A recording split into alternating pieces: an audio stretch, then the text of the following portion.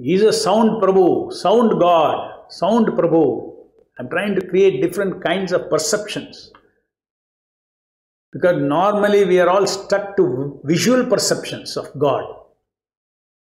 Again, when you say sound, when Nama Prabhu, you think, in a mind you think, Hare Krishna, all that 16 words, letters you think.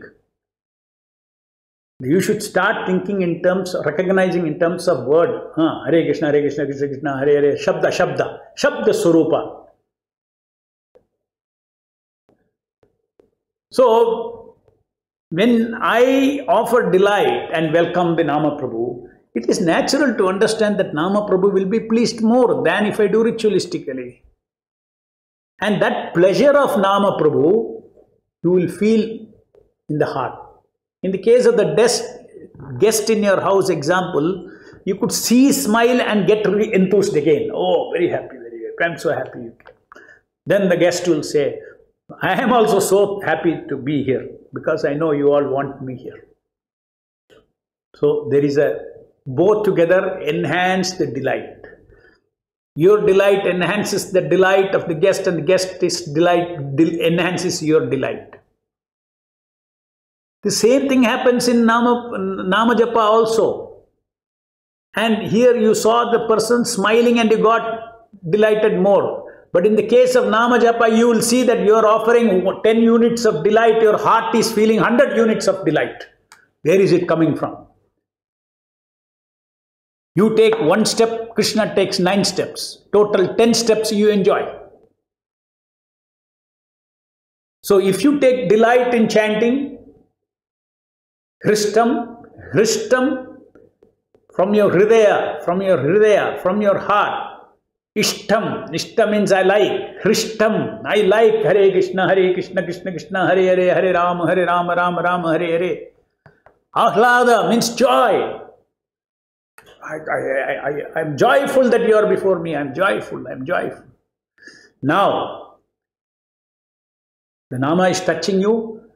The joy from Nama, the delight from Nama, 9 times that delight, 9 times that joy is flowing into the heart, and you do not know.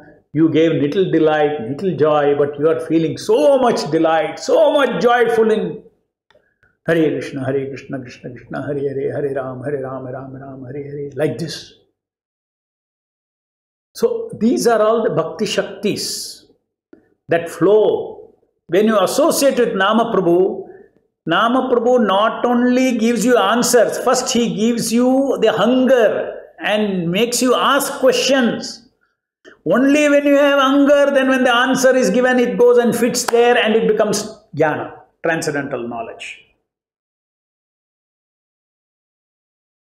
Everything comes from the Nama Prabhu. Today, if you are not, you come to Krishna consciousness not as a seeker of truth, just because, okay, prasadam is nice, dancing is nice, everything is nice. No problem. Very soon you will become a seeker of truth. You will ask, what is Nama, what is Krishna, what is material world, what is suffering? You will ask. Because that is a asking question energy is also coming from the Lord. It's all Vidya Shakti, Chitta Shakti. Chitta Shakti means question and answers. Just imagine. Association with Nama Prabhu opens our heart for transcendental Chit to flow inside. So this is all the Bhakti Shakti that flows into us. Not that, in Bhakti, one side you are sitting and then you are offering devotion, you are offering faith, you are offering, delight, Hristam, and then nothing is happening from the other side, all you concoct yourself, and that's not what is happening during Japa.